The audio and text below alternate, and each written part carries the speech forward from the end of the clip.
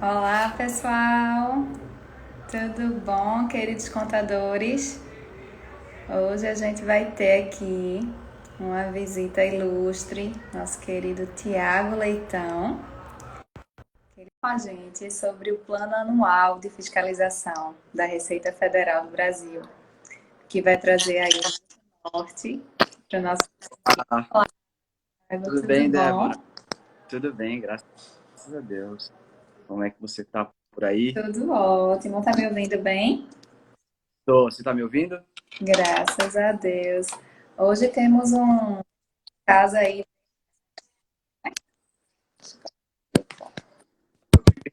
Tá Pronto, cortando um agora eu tô pouquinho. ouvindo Será que é a minha bem. internet? Você consegue me ouvir bem? Pessoal,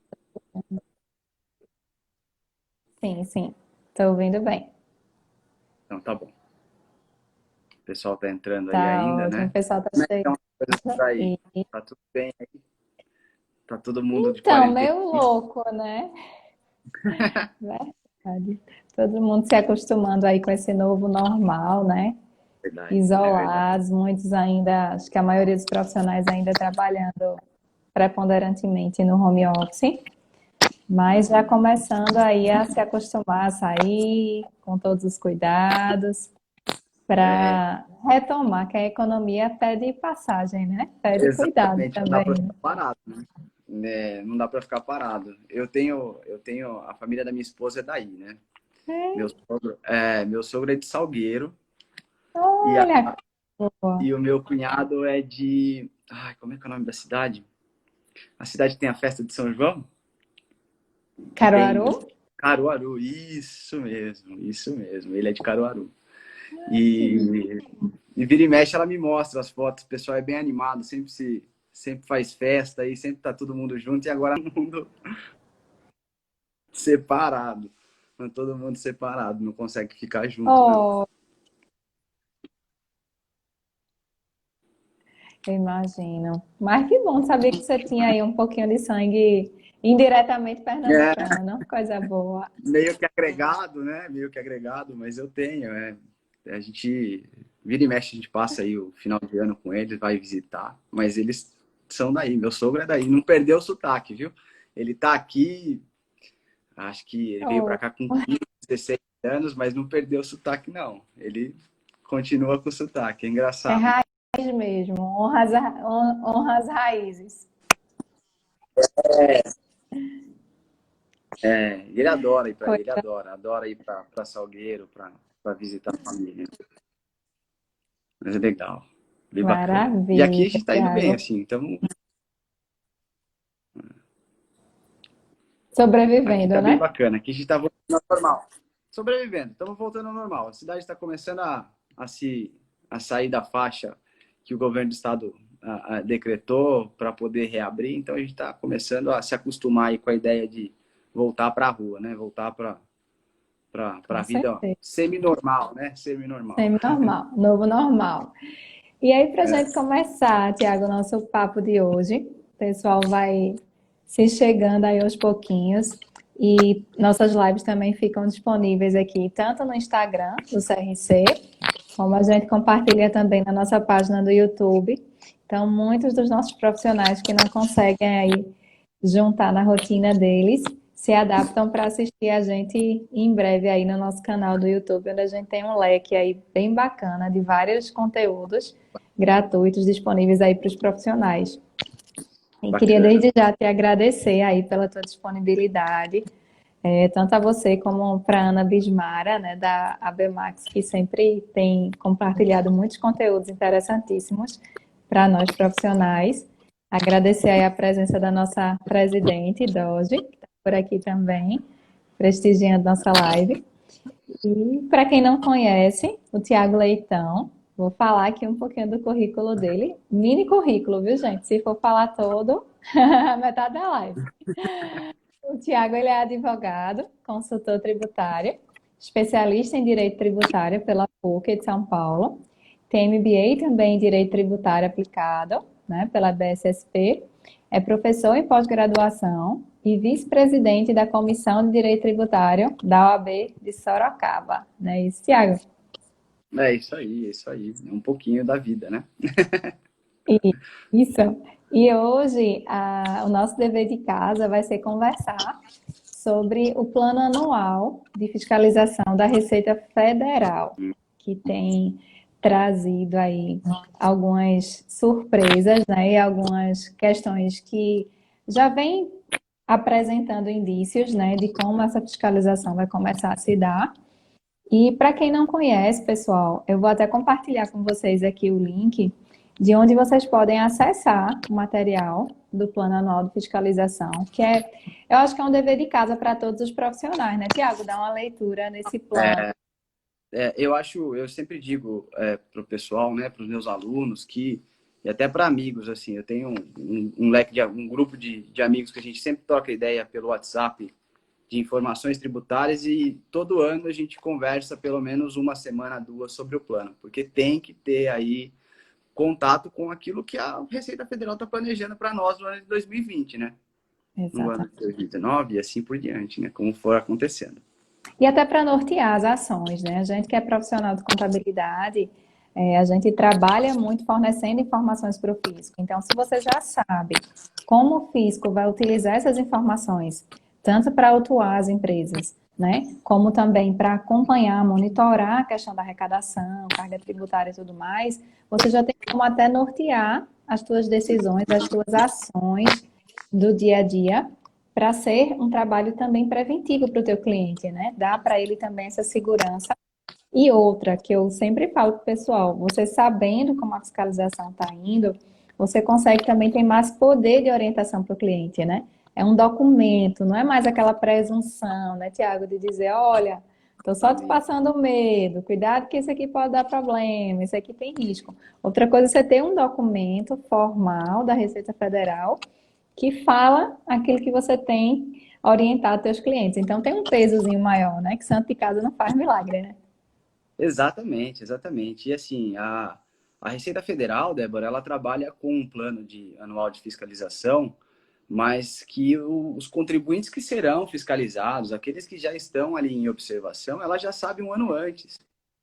Então, nós que militamos aí nessa área tributária, né, na parte fiscal, nós precisamos ter contato com o que a Receita Federal tem ali no radar dela, para nos preocuparmos exatamente no ponto que você disse, orientarmos os nossos clientes. Como a gente está no Brasil, né? Se fosse na Europa, ia ser diferente, mas o povo brasileiro gosta de um jeitinho. E a carga tributária nos leva a ter esse jeitinho, nos leva a esse sufoco que a carga oferece ao empresariado, ele faz com que o empresariado acabe buscando alternativas de salvar o negócio, principalmente em momentos como esse que a gente viveu esse ano, né? Em momentos de crise. Então, ele acaba tentando arrumar algum jeito de dar um pouquinho mais de fôlego para o caixa dele. E aí, o profissional, tendo contato com esse plano, ele acaba precavendo aqueles movimentos que o empresário pode fazer que pode prejudicar ele lá na frente. Então, só para citar um exemplo aqui do que a gente vai tratar, a Receita Federal incluiu no plano de 2020 uma fiscalização um pouquinho mais assídua em relação à diferença entre notas fiscais emitidas e receita bruta declarada. E isso não só para o pessoal do Simples Nacional, tá? Isso também para as outras empresas. Nossa, eu acho que tá ventando aqui. Vai cair um mundo em Sorocaba. Tá ouvindo? Faz parte aqui em Recife, tá por aqui, tá assim também. Tá ventando bastante aqui. Vai cair o mundo de chuva. Bom, me desculpem por isso. E aí, assim, a Receita Federal, em todo o seu plano, desde quando a gente teve aí a instituição do SPED, eu vou mostrar para vocês um pouquinho dos números, ela vem acompanhando essa parte de escrita fiscal, essa parte de interação das informações tributárias das empresas, ela vem trazendo isso e acompanhando muito de perto isso.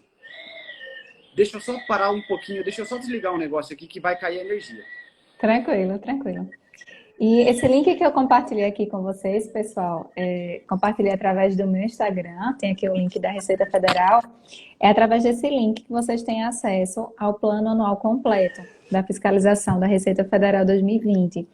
Então, é muito interessante que vocês acessem esse material, tanto para acompanhar a live de hoje, como também para compartilhar com a equipe de vocês, com o pessoal do dia a dia, tudo aquilo que a gente está falando aqui hoje e os dados detalhados desse plano anual de fiscalização. Então, o link está aqui fixado para a gente estar todo mundo falando a mesma língua. Me desculpem, veio aqui, cai a energia aqui Tranquila. em casa e aí a gente vai parar. Eu preferi já desligar antes da gente parar e eu já ir para o 4G. Então, como que funciona isso, né? A Receita ela tem esse acompanhamento diferente em relação a essa parte de escrita fiscal e ela traz no seu plano deste ano também informações de que há um projeto de lei que está tramitando há muito tempo já no Congresso, desde 2018, para a implementação da nota fiscal eletrônica de serviço. Sim. Então, hoje a gente tem a nota fiscal de comércio, nacional, né? De vendas, mas a ideia é que também se implemente isso, se traga isso. Então, o que a gente sempre fala que o cerco está se fechando, né? Que as coisas vão começar a ficar mais complicadas. O plano, quando a gente lê ele e tem contato com aquilo que a Receita Federal está planejando fazer durante o ano de 2020 e seguintes, a gente consegue antever. Chegar para aquele cliente que fala assim, olha, eu emiti muita nota, mas esse mês eu estou apertado. Tem como a gente colocar menos no faturamento? Precisa. Opa, desculpa. Tem como, mas a gente precisa se situar que a Receita Federal já colocou isso lá no seu ponto de atenção. Ela vai acompanhar esses clientes. Ela vai acompanhar esses contribuintes aí que estão tendo diferença de valoração. Então, é preciso ter contato. O profissional, seja o advogado, o contador, né, ele precisa saber o que a Receita tem pensado. Tá. Estão me ligando aqui. Ele tem que ter contato, ele tem que saber aquilo que a Receita Federal pretende. E aí, só para ilustrar... E até as estratégias, né? Exato. Olha, só para a gente ter uma ideia assim, de como a Receita ela tem sido um pouco mais arrojada e melhorado a sua capacidade de fiscalização ao longo dos anos.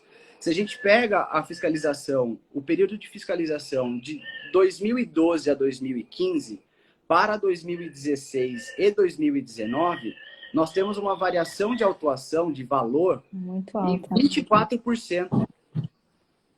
E se a gente falar, e se nós formos buscar ainda mais recente a isso, se nós formos fazer uma comparação entre 2015 e 18 e esse ano que a gente tem aí 16, 19, que é o que traz o plano novo de 2020, nós subimos quase 8 pontos percentuais de fiscalização. Então, a Receita Federal ela está observando essa parte de escrita fiscal com mais atenção, com mais cuidado. É preciso que a gente tenha isso. Hoje nós temos uma infinidade de declarações que chegam para a Receita, né? Declaração de operação imobiliária, se eu comprar um imóvel, independente do valor, se eu comprar uma casinha de 10 ou comprar um imóvel de 5 milhões, a Receita vai ter essa informação. É verdade. E até interessante, né, Tiago? Eu estava olhando, estou aqui com o plano aberto, e assim, a quantidade de empresas abertas, né, de 2012 até agora, cresceu bastante. Sim. O número de auditores fiscais não cresceu na mesma proporção. Mas mesmo assim, o volume de auditorias, né, tanto externas quanto de revisão de declarações, ele cresceu.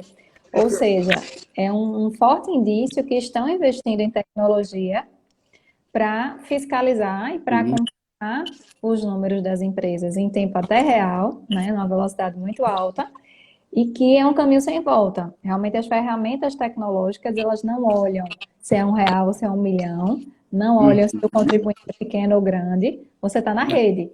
Né? Você estando na rede, você está passível de ser fiscalizado automaticamente sem ter interferência de uma pessoa. Né? Que antes você tinha muito assim, principalmente o pessoal do interior, né? Principalmente o pessoal do interior, tinha muito uma coisa de dizer assim, eu estou aqui em Surubim, que é meu interior, fiscalização da Receita Federal não vai vir aqui nem tão cedo, a gente está muito longe da capital e tal. Só que, na verdade, você não recebe mais essa fiscalização, já vai no piloto automático pelos dados que você mesmo está transmitindo, né? Exatamente. Hoje nós estamos...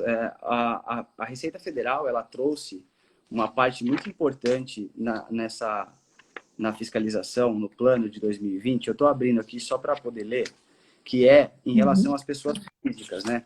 A gente tem aquela impressão de que, olha, eu sou peixe pequeno, eu não ofereço tanto, não tenho tanto dinheiro assim para a Receita se importar comigo, então eu não vou ficar tranquilo. E na verdade não. A Receita hoje ela traz alguns tópicos no seu plano, e um deles principais todo mundo hoje usa cartão de crédito, né? Todo mundo usa. Não há ninguém que não use isso. Salvo os mais antigos. E, inclusive, os mais antigos acabaram se acostumando, né? Os mais idosos ali. Não, vai ser tudo no dinheiro, tudo na espécie. E as coisas evoluíram. Hoje, quem não gosta de juntar as famosas milhas para viajar, né? Passa tudo no cartão de crédito, vamos juntar milha e vamos viajar. Vamos aproveitar, vamos para o Nordeste para passear, né? Então, assim, e aí, qual é o problema disso tudo?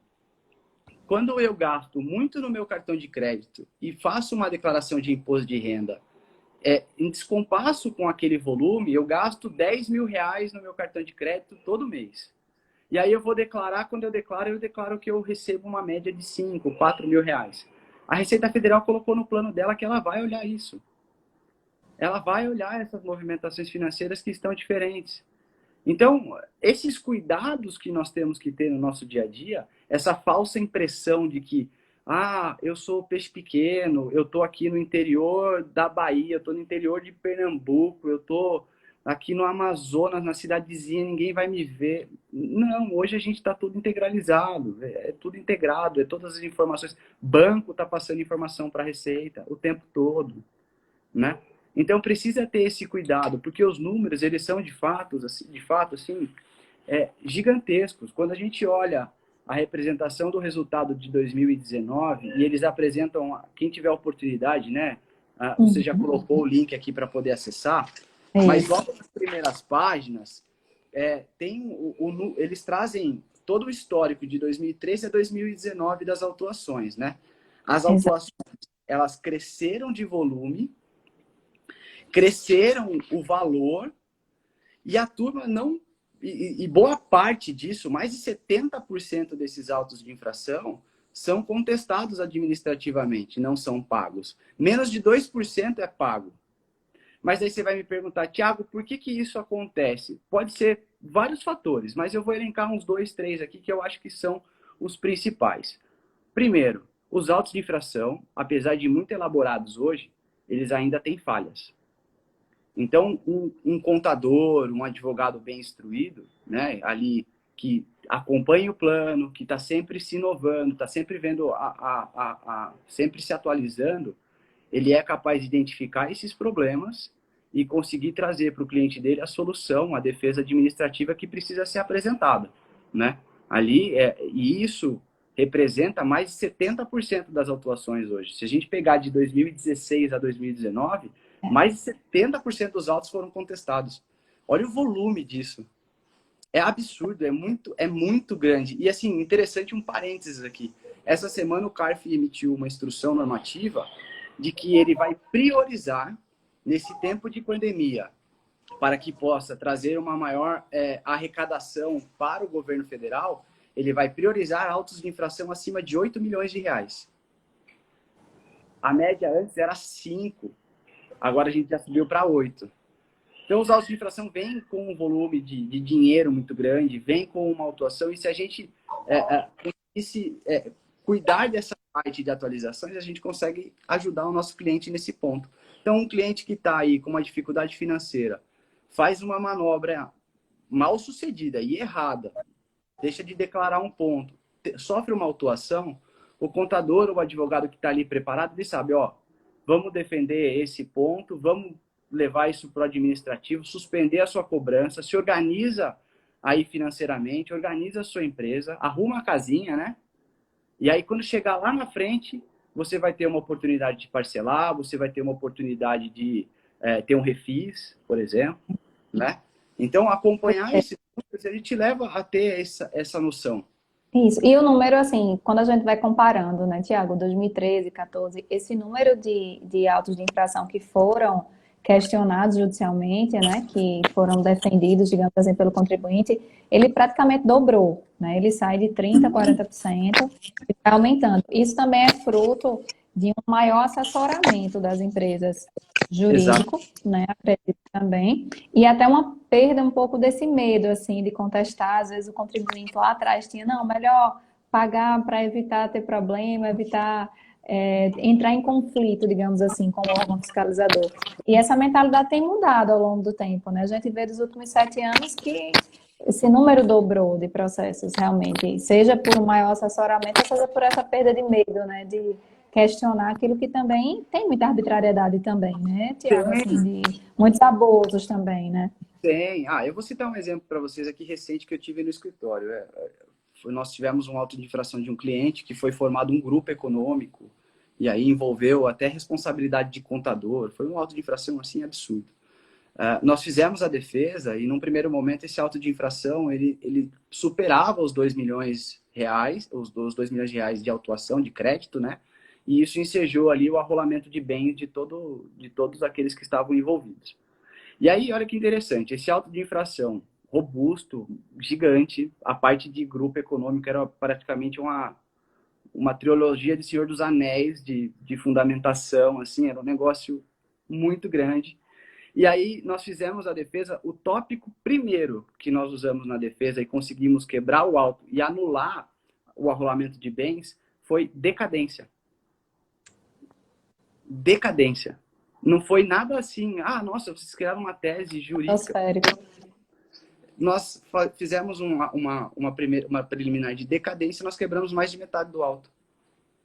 E com isso extinguimos o arrolamento de bens. Não resolvemos a responsabilidade tributária ainda, que está no CARF. Mas aquilo que impedia toda a movimentação patrimonial dos envolvidos, com a decadência a gente conseguiu retirar. E aí a gente volta e fala assim, nossa, mas a decadência é tão mais, vou falar que é simples, mas dentre todas as teses jurídicas e mirabolantes que se tem hoje, né? Verdade. Ela é tão mais simples de você Básica, conseguir né? identificar. Ela é tão mais simples de conseguir identificar. E eu não estou falando de auto de infração de 1900 e bolinha, eu estou falando de auto de infração de 2018, 19. Nossa. Recente, e que contém erro. Por isso que a gente vê, né, Débora, esse volume. Se a gente pegar aqui, olha, em 2016, 56,74% dos autos de infração foram contestados, estavam sobre análise do administrativo, né, da Verdade. delegacia ou do CARF. Aí em 2017, como você disse, vai aumentando, foi para 73%. Em 2018, 84%. E em 2019, a gente tem uma queda, mas ainda acima dos 70%, foi para 74%. Por que todo mundo está sem dinheiro e vai ficar enrolando a dívida? Lógico que não. Apesar de nós termos todo esse emaranhado de informações, os autos ainda vêm com problemas. Ainda é possível se discutir o direito daquele que é do contribuinte.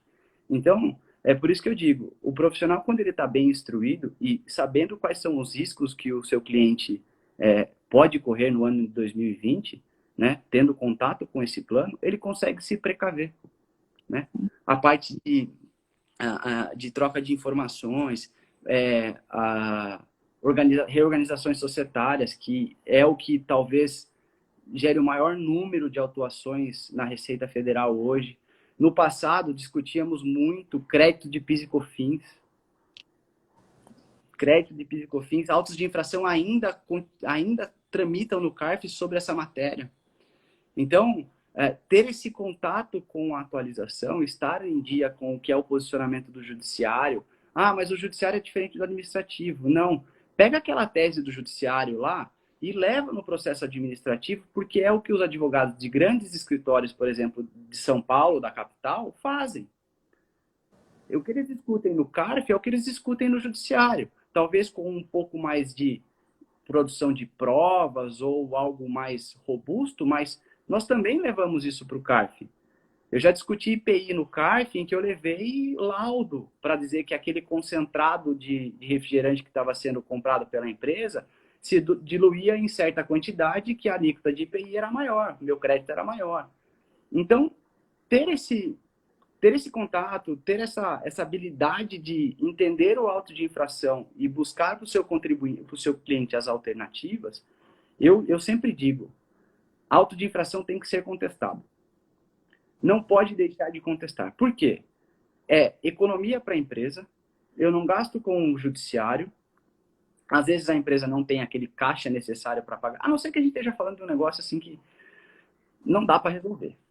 Não dá para resolver, é problemático, está certa a autuação, aí a gente tem que ir pela precaução.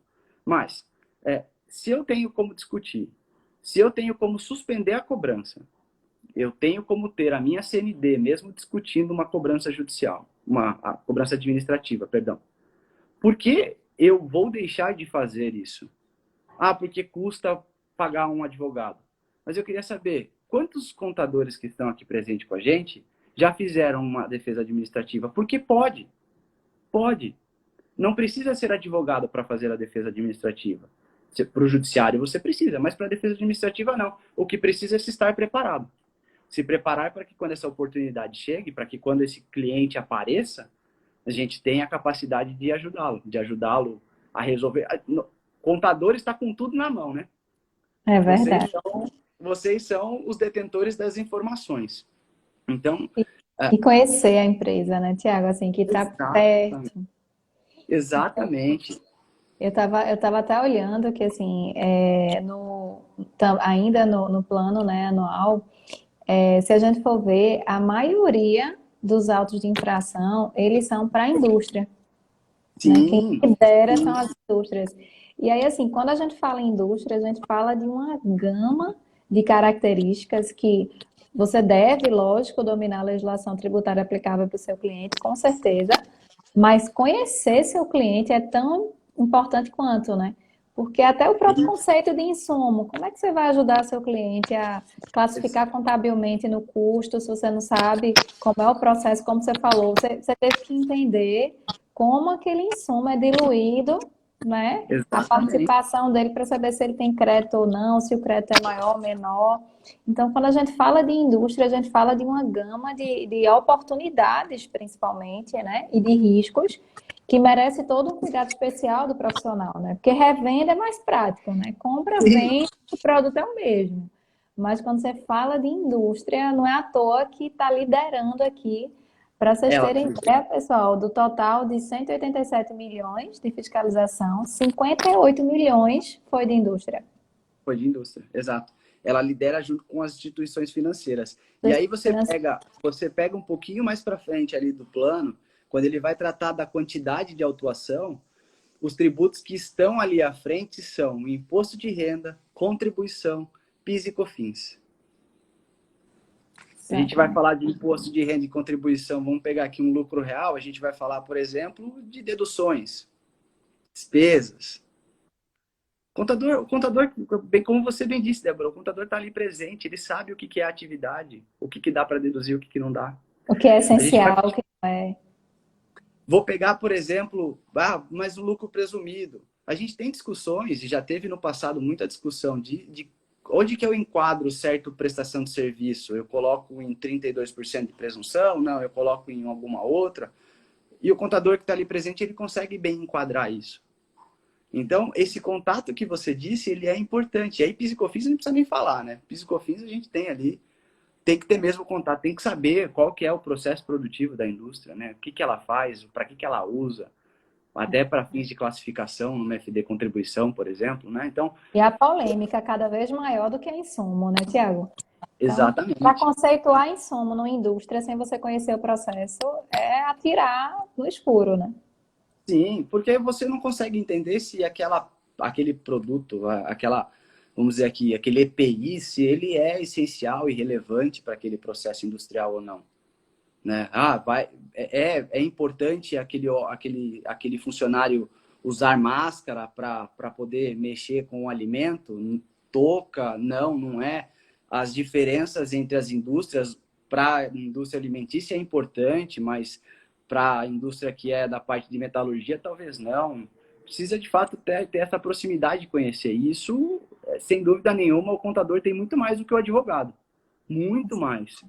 Muito mais. Eu Né? lembro sempre de um exemplo que a Ana Paula dá sobre a lasanha e o serrote, né? Que aí ela fala assim, toda vez que eu me pego assim, falando de EPI, eu me lembro do exemplo da Ana Paula, que ela falava justamente dessa questão do equipamento de proteção individual, né? Você trabalha na indústria de alimentos, está usando uma luva para produzir lasanha. Você está protegendo a lasanha de você, da sua contaminação, ou você da lasanha. Agora, se você vai usar um serrote, a ideia de uma luva aí é para proteger sua mão, proteger o serrote. E assim, é aquela dica que digo, poxa, tem tudo a ver, faz sentido no contexto, e que se você não tiver conectado com a atividade do cliente, se ele de repente te pergunta, ó, um EPI é passível de crédito PiscoFins, você tem que dizer, ó, peraí, depende, deixa eu entender, tá protegendo o quê de quem? Como é teu Exato. processo? Tem que Esse estar... exemplo que a Ana usa, ele é perfeito. Esse exemplo que você disse, a Ana usa, é perfeito, porque nos dá os elementos que são necessários para entender. Se você fizer essa pergunta, né? Eu estou protegendo a lasanha do funcionário ou o funcionário da lasanha? Quando você faz esse tipo de pergunta dentro de qualquer outro processo, fica mais fácil de você conseguir compreender se é de fato relevante e essencial aquilo, né? E essa proximidade, ela permite tudo isso, né? É super importante ter esse contato. Eu acho assim que a, a, a relação entre cliente e aquela pessoa que atua na área tributária, o contador em específico e o seu advogado, eu sempre digo que é igual a relação nossa com o nosso médico, né? Tanto a relação de confiança quanto a relação de proximidade. Ele precisa conhecer e saber aquilo que estamos sentindo, né? Quais são os sintomas, o que eu sinto de dor, se eu tenho dor de cabeça, se eu não tenho. Então, é mais ou menos isso quando a gente fala da assessoria contábil e da assessoria jurídica. É preciso que a pessoa que atua ali naquela área tenha esse contato, essa proximidade para saber as dores. Olha, tá difícil demais esse ano. Vamos pensar no ano que vem para a gente rever o seu regime tributário, ver se tá tudo certo, ver se a gente mudar daqui, sair do presumido e ir para o real no melhor, ou sair daqui e voltar para um simples nacional. Será que para você não vai ter uma economia melhor? E isso só cabe àquele que está próximo, aquele que conhece as dores do cliente, né? Então, eu concordo com você em número general. Eu acho que é isso. Cada dia mais, eu vejo que o profissional de qualquer área, né, ele tem que estar mais próximo do seu cliente. Ele tem que ter o contato, ele tem que saber quais são as dores e tentar auxiliar ele nesse meio, né, nesse ponto. Porque é o que retém o cliente primeiro, é o que te permite ter a continuidade daquele cliente, é o que te faz ganhar a confiança dele, né? E demonstrar a sua preocupação com o próprio negócio, né? Se a gente E trabalhasse é numa o indústria... que a tecnologia nunca vai substituir, né, Tiago? Não, jamais, jamais, né? Essa relação. O contato, né? O cafezinho nunca vai acabar, nunca vai acabar. Então, o que a gente precisa é se atualizar, né? Saber como é que as coisas estão funcionando. Por isso, ler um plano anual de fiscalização e entender como ele funciona. Agora, sentar com o seu cliente amanhã, por exemplo, olha, ontem eu assisti uma live do plano anual de fiscalização. Vamos sentar aqui e conversar, porque tem coisa para a gente mexer. Vem aqui tomar um café comigo. Todo mundo de máscara, né? O café fica em diagonal, né? Mas ter esse contato, ter essa preocupação, né? Ó, esse ano a gente precisa cuidar desses pontos aqui, cobrir isso daqui que ano passado estava ruim, né? Então eu acho que são Exato. esses, né? Esses pontos. E até aqui um ponto que chama a atenção, Tiago, como você falou, né, dos tributos que são os principais alvos, né, e que lideram aqui a lista. A Uhum. gente tem contribuição previdenciária patronal, que, assim, foi quase 17 milhões de reais de autuação. 17 bilhões, na verdade, né? Perdão, 17 bilhões. Esse número de contribuição patronal geralmente tem algum cunho específico de erro das empresas, porque a gente nunca acha que departamento pessoal também é alvo, né? Folha de pagamento e tudo mais é alvo de fiscalização e de autuação da Receita Federal. A gente se preocupa mais com outras questões, mas pelo visto, com o E-Social, com todas as tecnologias, contribuição previdenciária patronal também está no rol aí de um dos 5 tributos mais autuados aí da Receita Federal. Provavelmente também falha no cadastro da empresa. Como tu vê esse ponto também, Tiago? São alguns pontos que eu vejo e eu tenho tido bastante contato, Débora, a parte cadastral, principalmente agora com o e-social, ela é muito importante, né? Todas as partes de cadastro, seja no e-social ou em alguma outra ferramenta do SPED, ela é o que demanda, é o que determina ali todo o funcionamento da apuração fiscal. Se eu tiver algum erro de cadastro, isso muito provavelmente vai influenciar na minha apuração, né? Então, esse é um primeiro ponto que a gente tem que trazer à tona, que é essa parte de compliance, essa parte de revisão cadastral para que tudo fique correto. E no seu tempo, né? E no tempo adequado de cadastro, né? Eu não sou aqui expert na parte de departamento pessoal, mas há prazos para você registrar, por exemplo, e incluir as informações daquele funcionário que acabou de ser admitido. Não há mais aquele negócio de registrar a carteira depois de 60 dias, né? Que existia no passado. Então, esses cuidados são importantes, porque a informação vai para lá, a informação vai estar lá. Um outro ponto que eu chamaria bastante atenção e está no plano é a parte previdenciária no Simples Nacional. Há muita manobra para incluir funcionários em empresas de Simples Nacional para diminuição dessa carga. E aí você faz um pagamento direto para os funcionários que estão em outra empresa registrado. Essa confusão é o que gera uma autuação e um olhar um pouco mais clínico da Receita Federal. Porque o que geralmente se tem? Eu tenho uma empresa e eu preciso dos funcionários. Aí eu vou e monto uma empresa menor no Simples Nacional e eu coloco todos os meus funcionários lá dentro. Aí esses caras vêm aqui e me prestam um serviço na empresa grande, né? Naquela que eu deveria ter a folha como um todo. E aí, num determinado ponto, eu tenho que pagar esses caras. Só que ao invés de eu pagar a empresa e essa empresa pagar os funcionários e pagar a sua tributação, aí eu falo assim, eu vou pagar tudo meu, eu vou pagar direto. Ou Mistura. eu misturo tudo. Ou eu não tenho separação das empresas, eu não tenho separação, e eu digo separação física das empresas. Eu tenho uma empresa no Simples, que está na sala 2, que é cuidada e apurada pelo mesmo funcionário que cuida da empresa X. Então, a organização e esse planejamento tributário, ele é lícito. Eu não estou falando que ele não é lícito. Ele é lícito e ele bem feito, ele traz uma economia tributária para a empresa, assim, elevadíssima. É importante se pensar nisso, mas é importante também cuidar desses pontos, desses detalhes minuciosos. Eu não posso fazer só por fazer e colocar tudo lá dentro e a gente vai tocando aqui da jeito que dá porque eu estou no interior, né? Que é aquele ponto que a gente tocou lá atrás, porque eu sou pequenininho. Não, a Previdência, inclusive pelo déficit que a gente tem, né? A gente teve uma reforma da Previdência há pouco tempo, para poder sanar um pouco desse rombo que a gente tem, que nós temos de receita. E a Receita está se preocupando com isso também. Ela colocou isso no plano de fiscalização. Então, as empresas precisam tomar esse cuidado. Não basta fazer só fazer para que eu tenha uma economia. É preciso que se tenha uma estrutura por trás disso de organização propriamente. Posso pôr a empresa no mesmo prédio, Thiago? Posso, pode pôr. Põe num galpão em separado, faz com que tenha-se funcionários que cuidem dessa empresa propriamente, que não se misture com a sua empresa a outra. Paga da... Materialidade, né?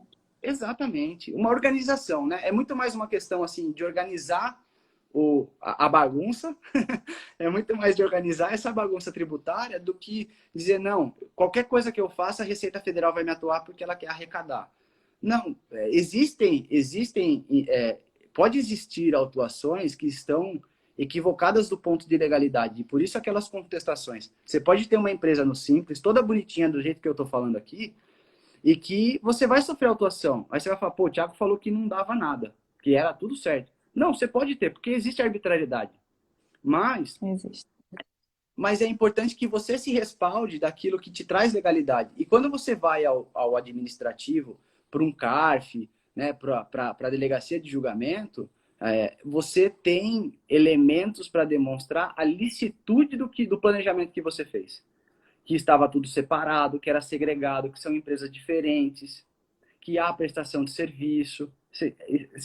a comissão, não adianta eu pagar para outra empresa só o valor do salário. E aquela empresa vai viver do quê? Não tem margem nenhuma.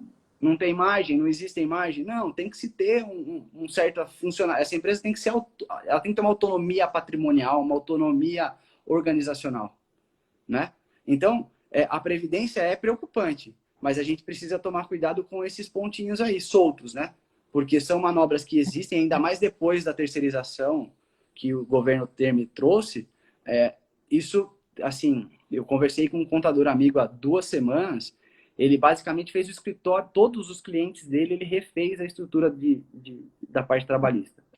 Quase todos. Ele assim, deve ter ganhado muito dinheiro, tá?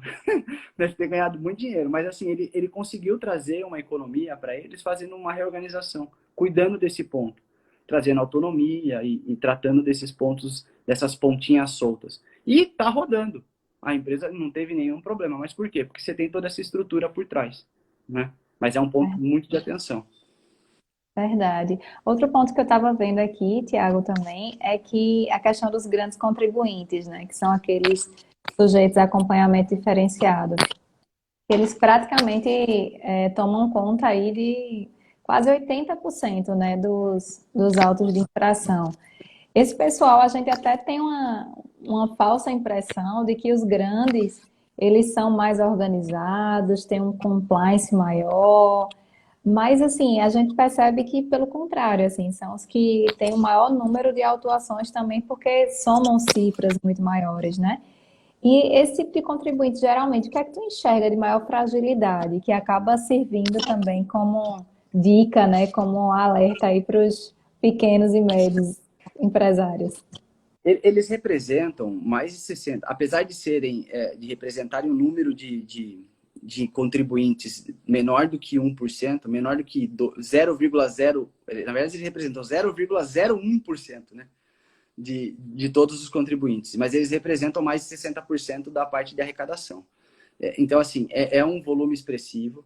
Por que essas empresas, geralmente, elas têm uma maior atuação, um maior cuidado por parte da Receita Federal?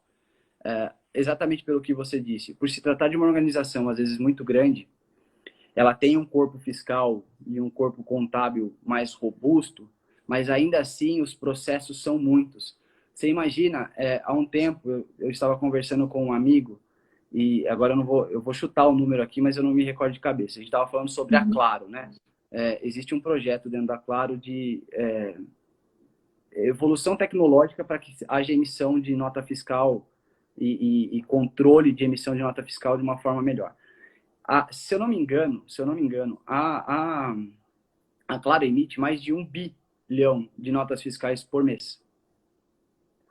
Vocês imaginam se você consegue gente para cuidar e se alguém errar 0,1 centavo desse número absurdo de notas, R$ 1, vai, R$ 1 desse número absurdo de notas. O tamanho do problema, o tanto de processo que você tem, o tanto de tamanho que você tem de organização, é o tanto de dificuldade que você tem com as regras de cumprimento de obrigações acessórias. E é natural que isso aconteça, porque a gente está falando de, às vezes, processos em RPs, né, em softwares que não estão parametrizados direito, que não conseguem ler e colocar da forma como a legislação impõe que seja tributado ou adequado o procedimento, porque a legislação ela é fria. E trazer isso, internalizar isso para uma empresa, às vezes não é fácil. Então, esses processos são ruins. Cadastro de produto é difícil, é complicado. Imaginemos aqui o quanto de produto cadastrado se tem uma BR Foods, por exemplo, de insumo. Se a gente erra um cadastro ali dentro, é lógico que a gente tem um impacto tributário. Então, o que eu vejo de maior dificuldade para essas empresas é o mesmo que serve para as pequenas. É conseguir dar vazão e cumprir todas as obrigações acessórias que são impostas pela legislação brasileira. Né? Em recente notícia, acho que divulgada no Valor Econômico, agora eu não vou me lembrar o número, mas eu acho que as empresas gastavam mais de 1 milhão de horas, alguma coisa assim, por 1.000 horas, por 1.800 horas por ano para poder cumprir todas as obrigações acessórias. Era um número assim. Eu lembro que tinha alguma coisa que um funcionário para cumprir, se fosse uma única pessoa para cumprir todas as obrigações acessórias, ele demoraria 4 anos para conseguir cuidar de tudo. Se nós estivéssemos falando de apenas um funcionário. Então, a dificuldade da empresa grande é do tamanho do seu volume de processo, né? É o tamanho do seu tamanho.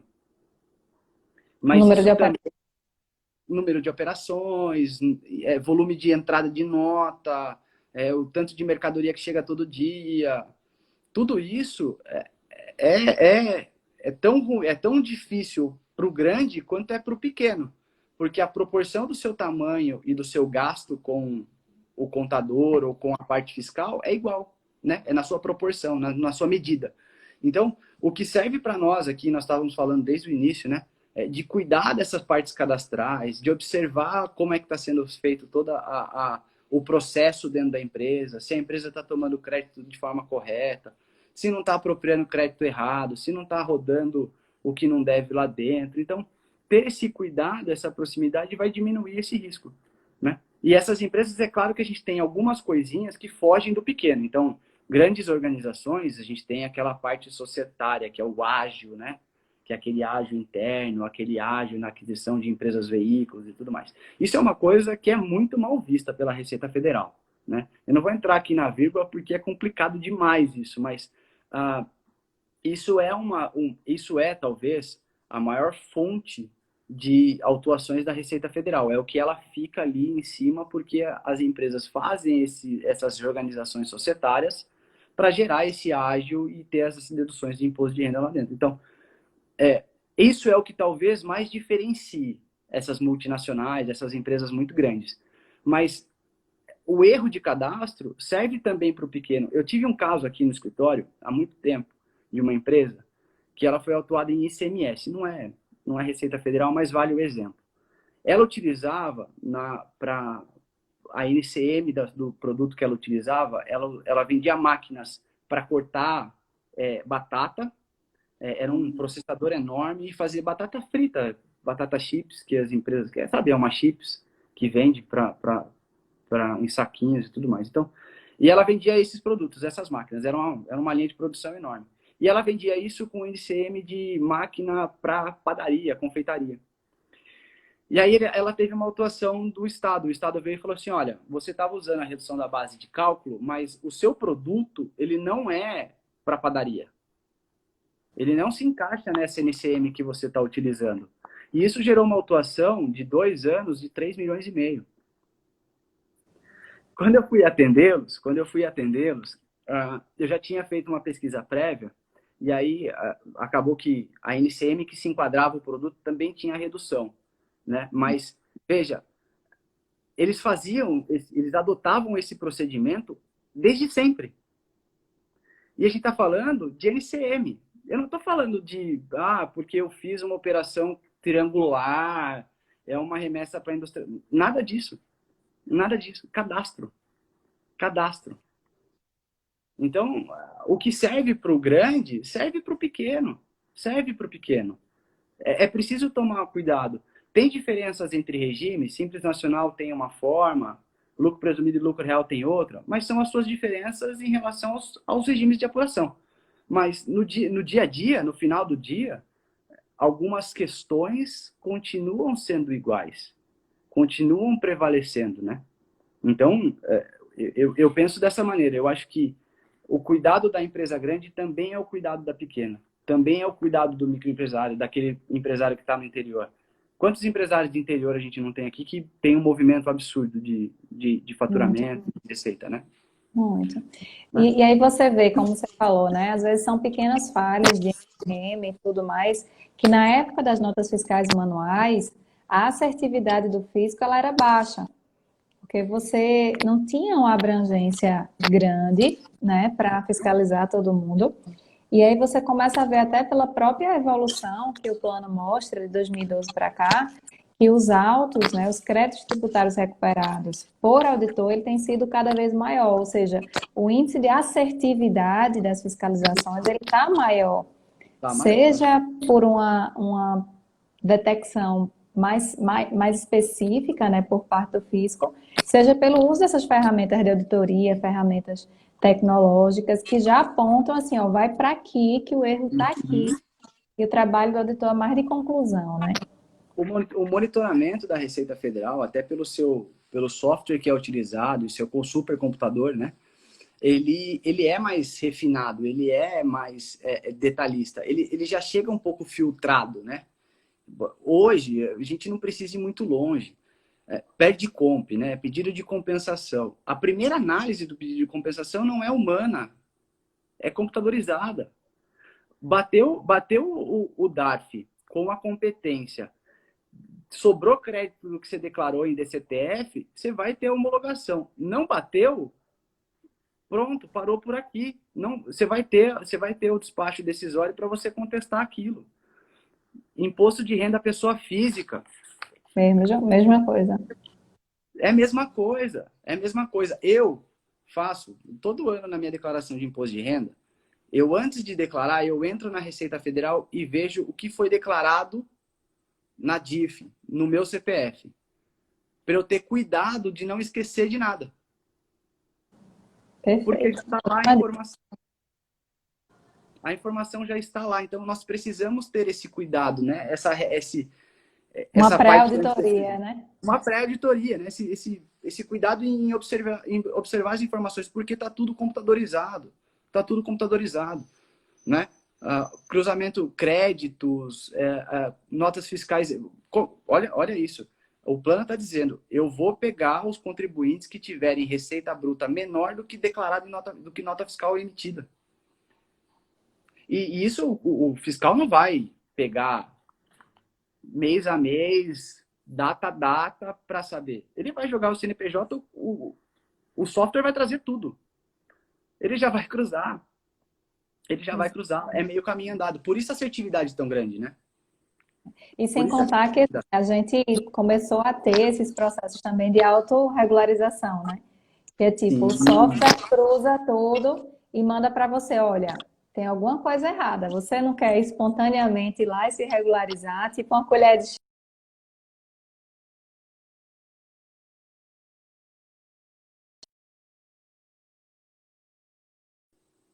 pouco esse risco, né, Tiago?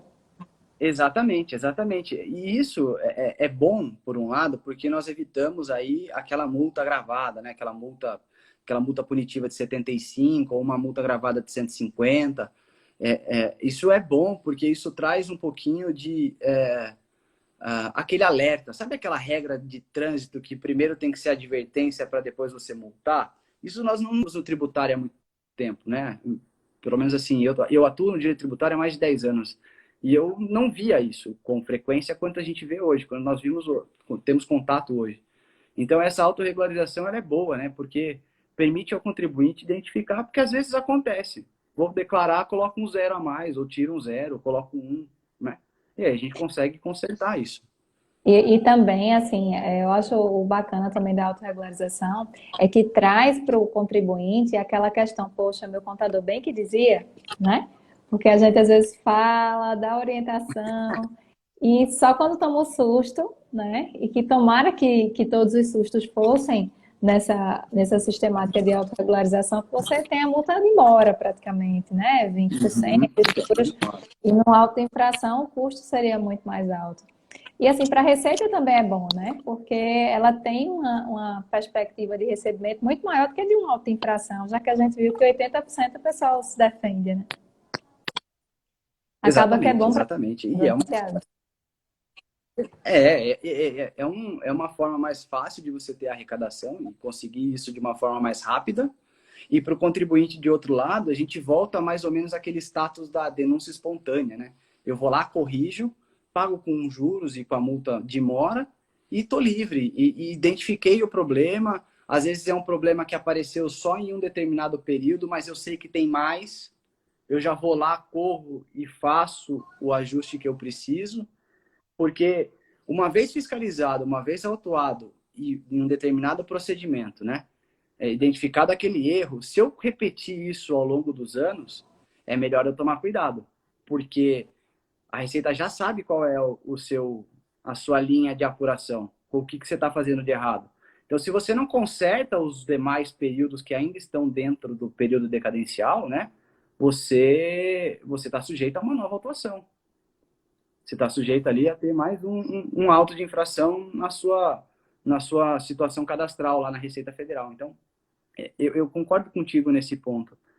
A autorregularização, ela veio para somar. Ela veio para somar e auxiliar o contribuinte. Ter uma maior... Tirar aquele estigma de contribuinte versus receita. E nós somos lados opostos. Né? Muito mais do que a gente ficar tratando de reforma tributária e tudo mais aqui, né? Saindo um pouquinho do tema, mas sair um pouquinho dessa linha de eu não pago porque a receita é má e o contribuinte é ruim porque só sonega. A gente sai desse estigma. Então, trazer essa maior proximidade entre contribuinte e poder público, né? E órgão fiscalizador, eu acho que melhora essa relação. E claro que se a gente tiver umas mudanças de reformas tributárias e administrativas, a gente melhora tudo isso. Mas o ponto é aproximar essa relação entre contribuinte e Receita Federal, ela é muito importante. Ela é muito importante, porque a gente para de ver como nosso inimigo e ver como aquela empresa, aquele braço, né? Olha, o cara não vai vir aqui e arrebentar com a minha empresa, me autuar, colocar R$ 1 trilhão para eu pagar, sem antes me alertar. Exato. Então, isso é um bom ponto. Isso é um bom ponto. E aí, nesses minutinhos finais, Tiago, o que é que você recomenda para os profissionais, não só nós contabilistas, como também temos muitos parceiros aí, advogados, de áreas afins. Que dicas você dá, com base em tudo que você estudou, né, do Plano Anual de Fiscalização, da tua vivência também como advogado atuante nessa área?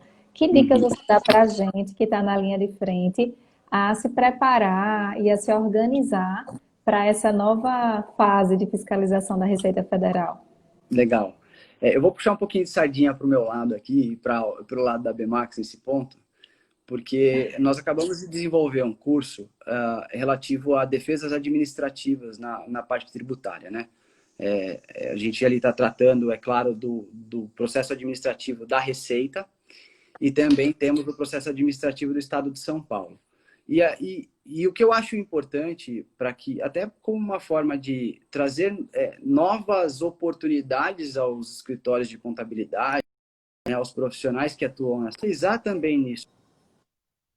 Porque é claro que no dia a dia eu tenho certeza que todos aqui se renovam, buscam atualizações em relação à apuração de CMS, de PIS, COFINS, imposto de renda, estão sempre acompanhando as evoluções legislativas, né? E buscar isso constantemente é sempre importante. Mas também buscar alguma coisa diferente, sair daquela zona de conforto do que a gente sempre costuma fazer. Eu tenho aqui como meta para o ano de 2021 fazer um curso de Ciências Contábeis, fazer a graduação. Porque eu conheço da prática, conheço como funciona, mas eu gostaria de entender mais sobre isso. Então, buscar novas habilidades tanto nos permite abrir novas oportunidades dentro do nosso escritório, dentro do nosso ramo de atuação, mas também nos torna profissionais melhores, nos capacita para novas oportunidades que a vida vai nos dar. Eu tenho certeza que se um dia eu chegar para revisar uma parte contábil de um cliente e tiver essa graduação, eu vou entender melhor do que eu entendo hoje. E o contador o mesmo. Saber como funciona uma defesa administrativa permite a ele abrir para o cliente e falar assim, olha, recebi uma auto de infração, vai procurar um advogado. Mas às vezes você já tem um contrato de assessoria com ele, já tem uma vivência, já tem uma proximidade. Então você pode ali auxiliá-lo. Então eu recomendaria isso. Buscar novas oportunidades. E onde encontra vocês, Tiago, para ter mais informações e poder também abrir esse leque de oportunidades aí para os profissionais contábeis? Espero que não caia a live. No arroba ABMAX Educacional. Mas se não conseguir encontrar o Instagram da ABMAX, pode me mandar uma mensagem no meu Instagram no direct que eu passo para vocês o contato. E aí lá no site vocês vão ver todos os cursos e vão ter acesso a todas as informações, inclusive lives que a gente já fez no passado. Vai ser bem bacana. Recomendo muito. Maravilha. E tem a grande Ana Paula Bismar aí, que é um ícone de Piscofins. Não dá para estudar Piscofins sem ouvir falar de Ana Paula Bismar, né? Exatamente, Tiago, exatamente. queria te agradecer aí nesses segundinhos finais pela tua atenção, disponibilidade. Mandar um super abraço para Ana Paula Bismara, que gentilmente cedeu esse espaço também para a gente discutir. E abrir a palavra aí também para você mandar um beijo aí especial para todos os pernambucanos